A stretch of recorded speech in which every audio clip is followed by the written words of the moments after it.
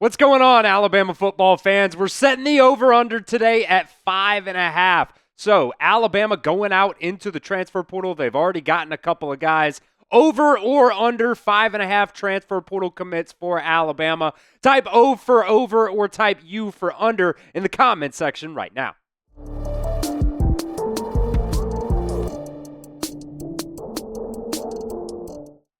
Coming up on today's show, we're going to be talking a little bit of transfer portal. Don't want to absolutely burn you guys out on that, but Alabama did receive a commitment yesterday out of the transfer portal, so we're going to talk about that on the top part of today's show. Also, got some pretty unfortunate news about Malachi Moore from Kalen DeBoer yesterday, so we'll talk about him as well. And also, very, very important in terms of all of college football, Diego Pavia sued the NCAA for an extra year of eligibility and won. And so we'll talk about how that affects some Crimson Tide players also on today's show. First up, though, we're going to talk about transfer cornerback Cameron Calhoun out of Utah. He committed to Alabama yesterday afternoon. This could be a really, really big commitment for Alabama when it's all said and done. We've talked about the fact that, after Nick Saban retired last year, that DB room especially got hit super hard by the transfer portal, and kind of struggled this year at times in terms of depth there at most of those positions in the defensive backfield. But, man, this kid Cameron Calhoun, I was watching his highlights yesterday, and now granted, I know highlights are just the best plays of their career or season or whatever the highlight compilation is, but man, this kid, he can absolutely ball. These are his stats from Utah this season. Played 395 snaps, and that completion percentage is pretty impressive, 48.8% of opponents' completion percentage, and it's not from the lack of targets either. He was targeted plenty, by opposing teams. This kid absolutely balled out for Utah this year. He only had one interception, but, so what? He, played really, really well for them, a lot of the times, and was a playmaker for them as well. 5 PBUs as well. He's a pretty good tackler. I think he can help in run support. Sometimes you think about some of those cornerbacks and those DBs.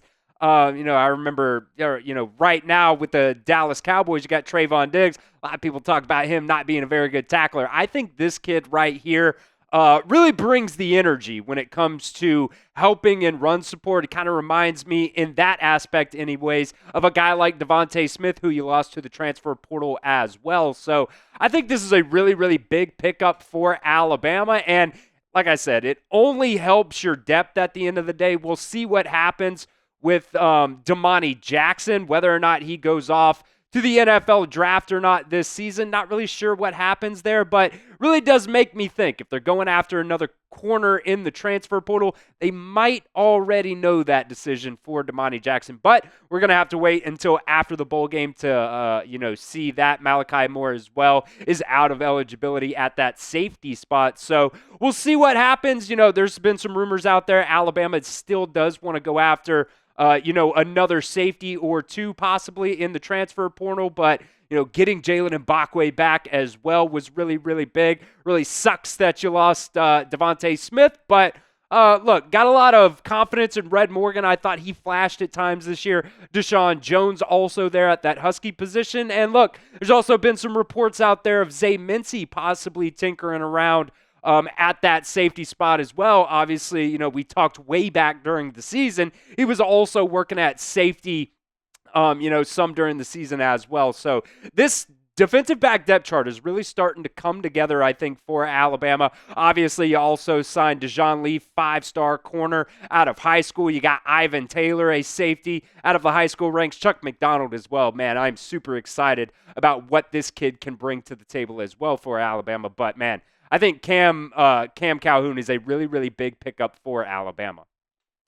So grade the commitment of Cam Calhoun for me right now in the comments section. A, B, C, D, or F. To me, this one's got to be at least an A or a B, right? I think he's going to be a real impact player for Alabama.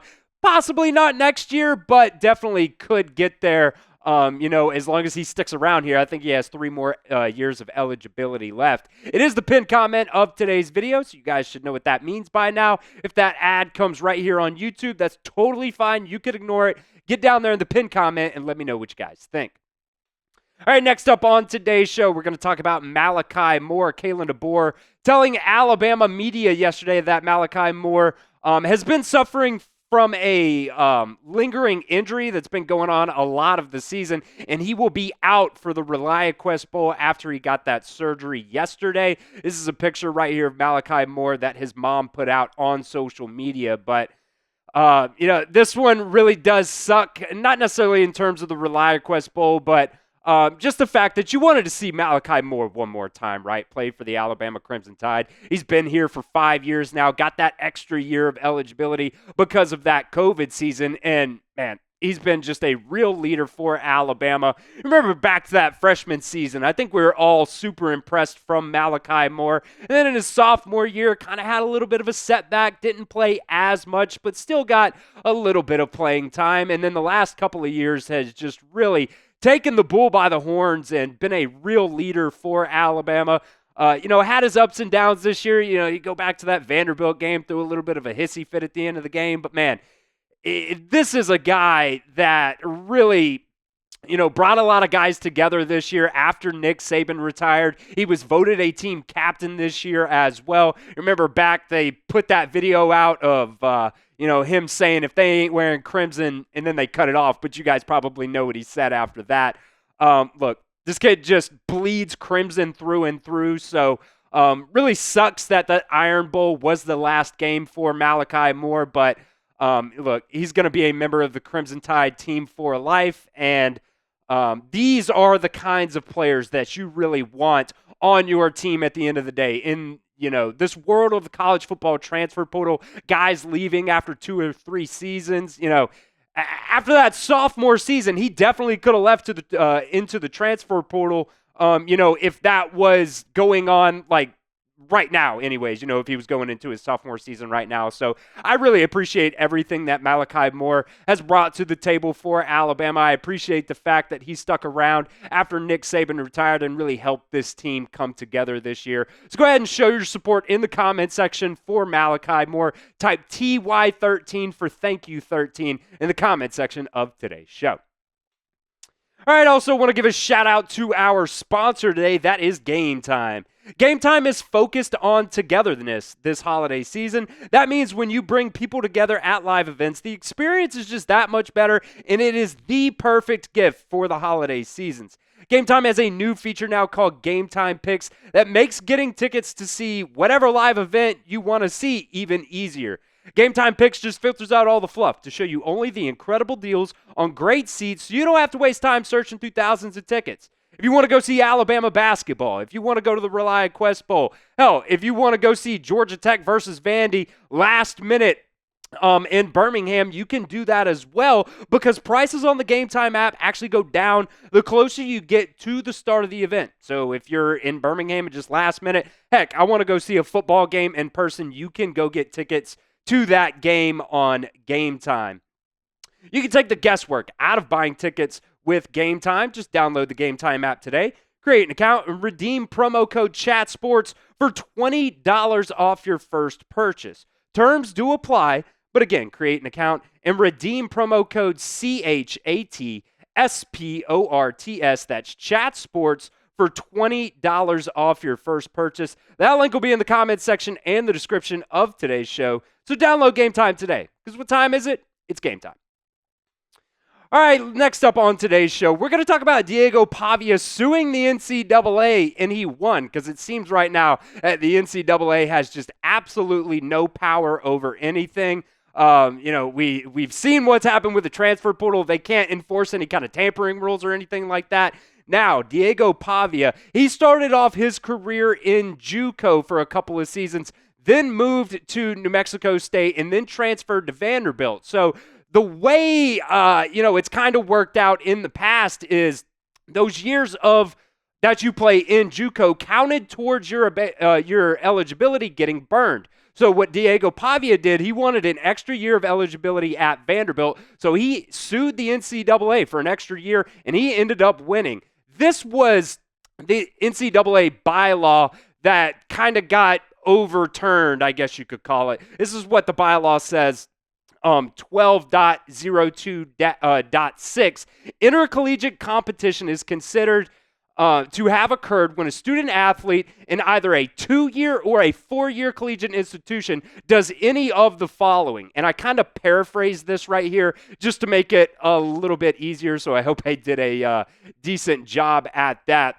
It said it represents the institution in any contest against outside competition, competes in the uniform of the institution, or competes and receives expenses from the institution for the competition. Now, basically, layman's terms, that means if you suit up for a team and you play against somebody else, that counts as, years of eligibility that is being burned. So what happened was Diego Pavia sued them because he started off his career in JUCO and said, hey, when you go to a 2-year institution, that shouldn't count towards your Division I eligibility. And Diego Pavia ended up winning. And at the end of the day, this can very much affect a couple of Alabama players and just the way I think college football teams recruit in general more out of, the JUCO ranks rather than the high school. They're still going to go through high school, but I think there's a lot more kids out of high school can take that route, going JUCO, playing for another 2 years, and also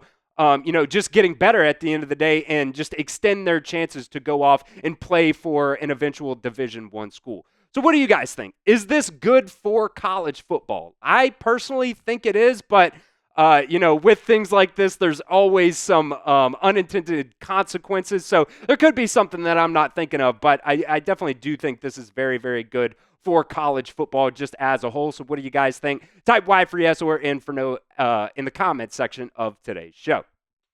One of the players that really does stick out in terms of this is Justin Jefferson because, he played in JUCO to start his career, and this could lead to an extra year of eligibility for him at the end of the day.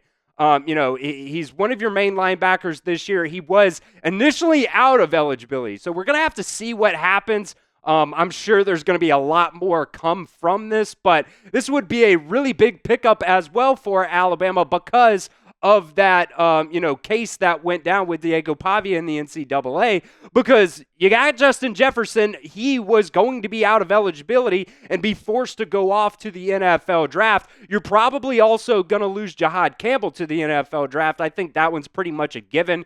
It's just we're, going to be waiting on the announcement after the bowl game for him. Quandarius Robinson, he's out of eligibility as well, did not start in JUCO.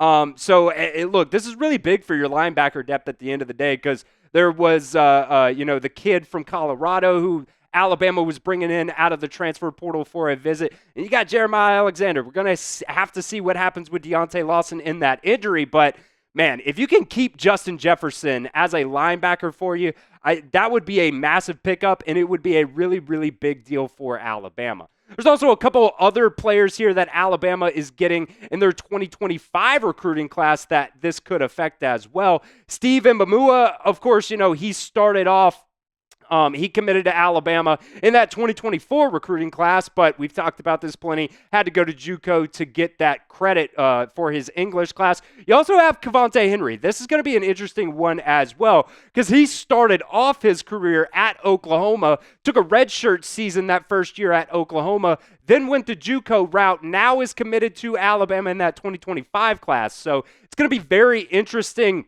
He I don't believe played for Oklahoma. Even if he did, he was redshirted that season, so he played 4 or fewer games there. So it's going to be really interesting to see kind of how this all shakes out in terms of eligibility, not just for the Crimson Tide, but hundreds and if not thousands of players across, college athletics in general, because I think this is definitely going to cause a ripple effect, not just through college football, but basketball, baseball, softball, whatever other sports are out there. I think this is a really big deal for college football. And look, college football is changing drastically in the last 5 years. I don't even think it's going to look the same in the next 10 years. We'll see what happens in terms of profit sharing and things like that, whether or not, NIL collectives and things like that are going to be a thing within the next 10 years.